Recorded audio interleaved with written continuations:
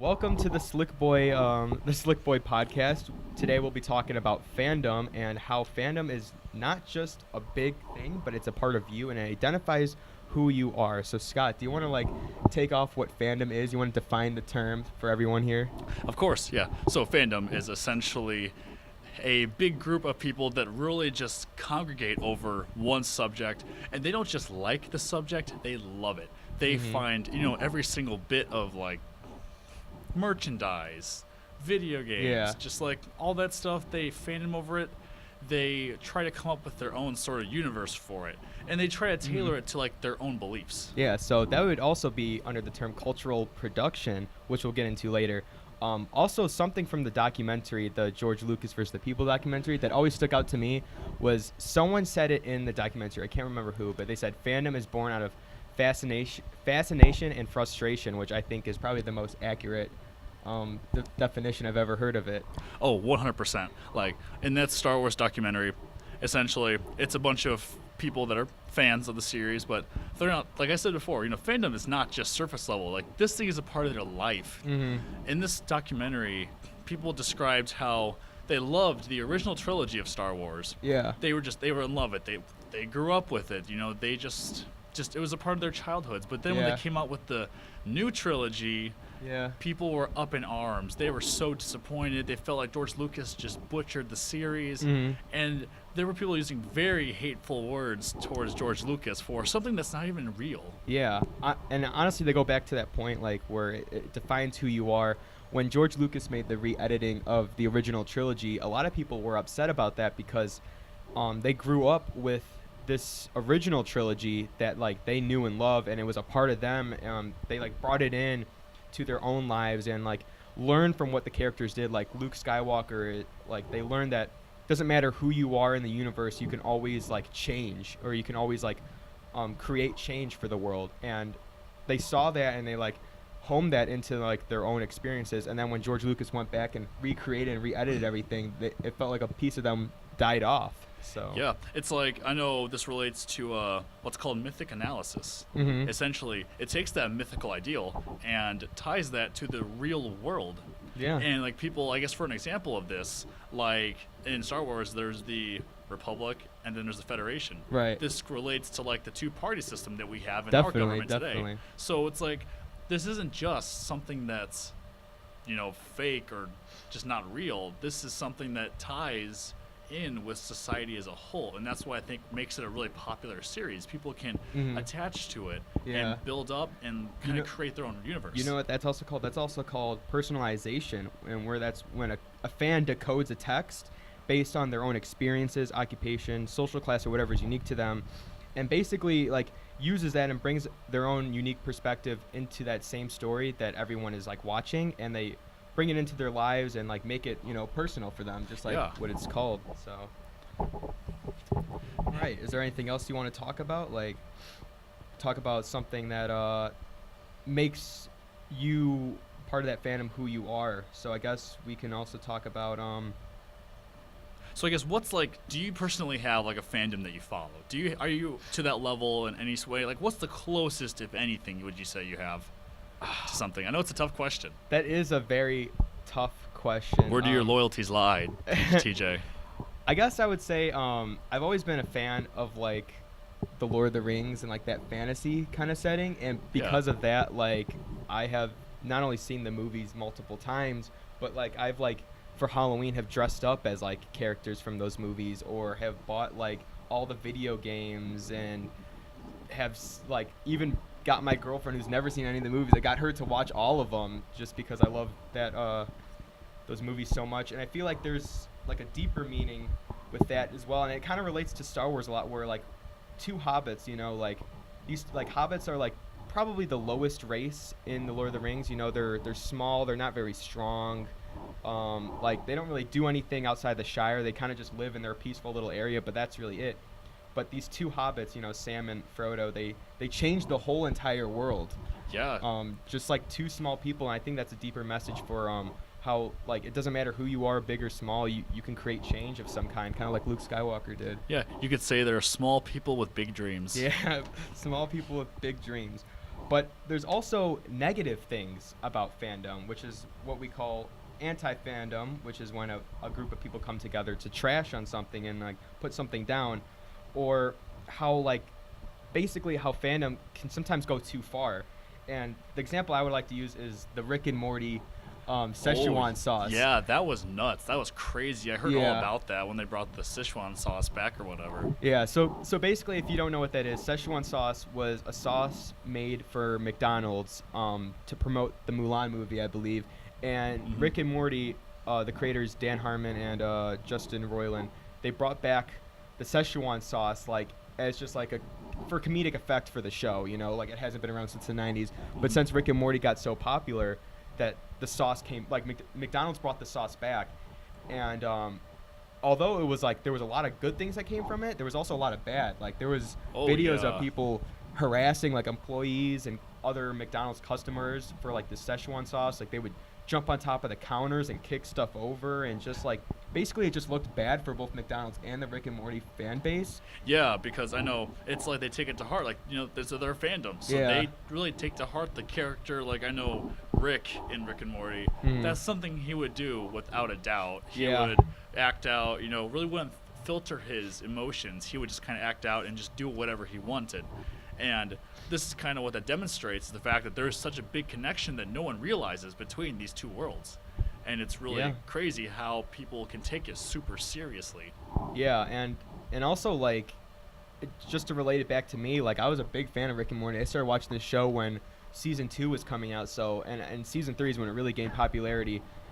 But I know after like I saw those videos of them harassing like McDonald's employees and workers and stuff, or customers I should say, it made me like ashamed to be a part of that fandom. Like I didn't want to identify with them anymore. Like I kind of wanted to just be like away from it. Like I knew I actually threw out some Rick and Morty shirts. Like I had the Pickle Rick shirt, and since that got so bad and like so cringy that like I actually threw out the shirt or gave it away to Goodwill or something. So it just kind of goes to show you that like a fandom can like that you love can actually just like turn around and, you know, make you kind of embarrassed to be a part of it. Like that kind of ties in with our whole thing about how fandom identifies who you are. Like I was ashamed to be a part of that fandom.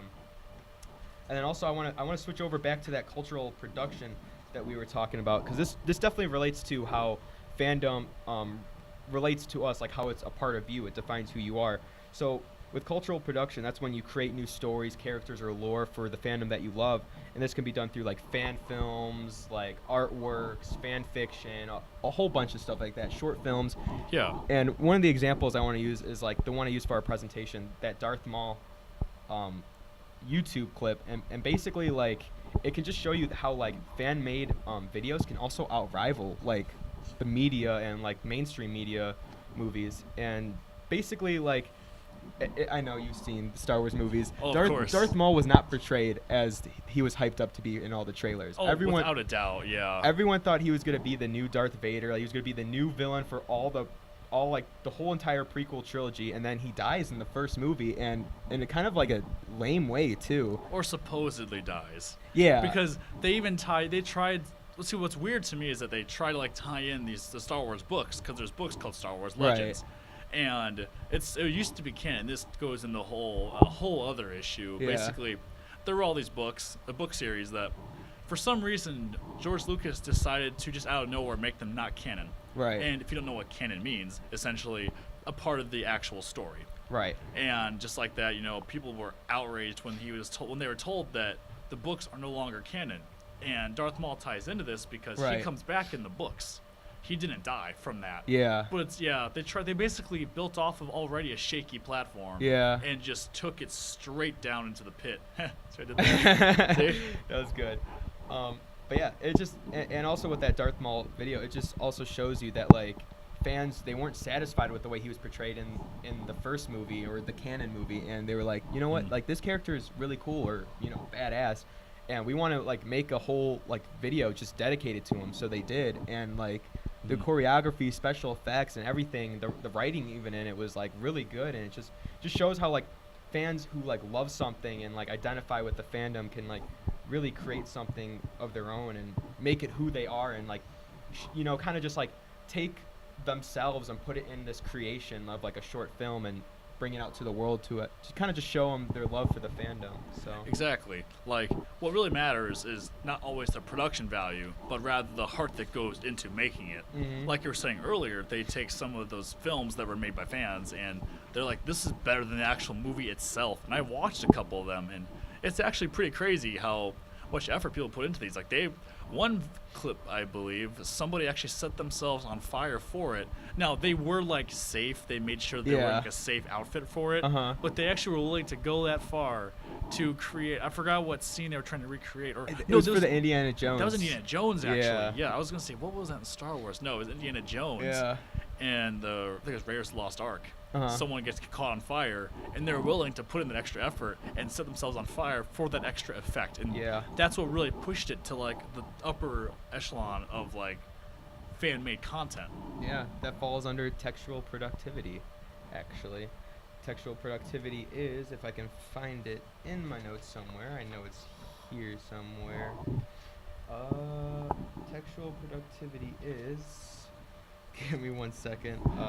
Yeah, it really is amazing how far people will go to recreate all their stuff. Yeah, so textual productivity is when an interpretive community of fans, produce entertaining products like games, fan fiction, artwork, short films, kind of like the personalization thing, and that falls under, what identifies them with the fandom is they basically like see this huge story, because Star Wars is a huge universe. There's so much filled with it, and they take apart what they love and they kind of put themselves in their own creation from that universe and put it into like a short film or a fan fiction to just kind of like, I don't know, kind of outshow. I feel like I'm repeating the same things, but yeah, not what you mean exactly. Yeah, they're trying to like make their dent in the universe. That's a good and these people have gone so far to make their dent that they're willing to spend like thousands of dollars on camera equipment, and really that is dedication right there. Editing softwares, as you would know, you pay a lot of money just for those editing softwares every month. It gets pretty crazy up there in price, but if you love doing what you do enough, you're willing to make it work, essentially. Right. If I have to get like 1 or 2 less Chipotle burritos a month, then so be it. All right, you have any final thoughts, Scott, that you want to talk about fandom identifying who you are? Yeah, I know for me personally, I'm a big Star Wars person. Yeah. So I really resonated with the documentary George Lucas versus the people, essentially. And I know that one of the biggest arguments was whether Greedo shot first. Oh, yeah. That's a whole other debate. That could be a whole podcast in itself, because people are just like, whoever shot first, it changes the character dynamic completely. And I agree. It's really important to know who shot first. It really is. Who makes the first move? Yeah, and I don't want to get off track, but I'm just going to add a little 2 cents in there. Like in the original, when Han Solo shot first, it showed that, he was dangerous. He was a smuggler. Like he was essentially a criminal, Exactly, he didn't mess around. Like he owed Jabba the Hutt, like one of the biggest like mobs in the entire universe, like a lot of money, but he was not afraid of him. No, he didn't give one heck. He didn't give one heck. All right, so I think that really wraps up this podcast. Basically, like fandom identifies who you are through either textual productivity or personalization, and it becomes who you are, and that's why you love the things that you do and make the things that you do. So anything else you want to add before we end this? No, fandom pretty much really defines you, who you are.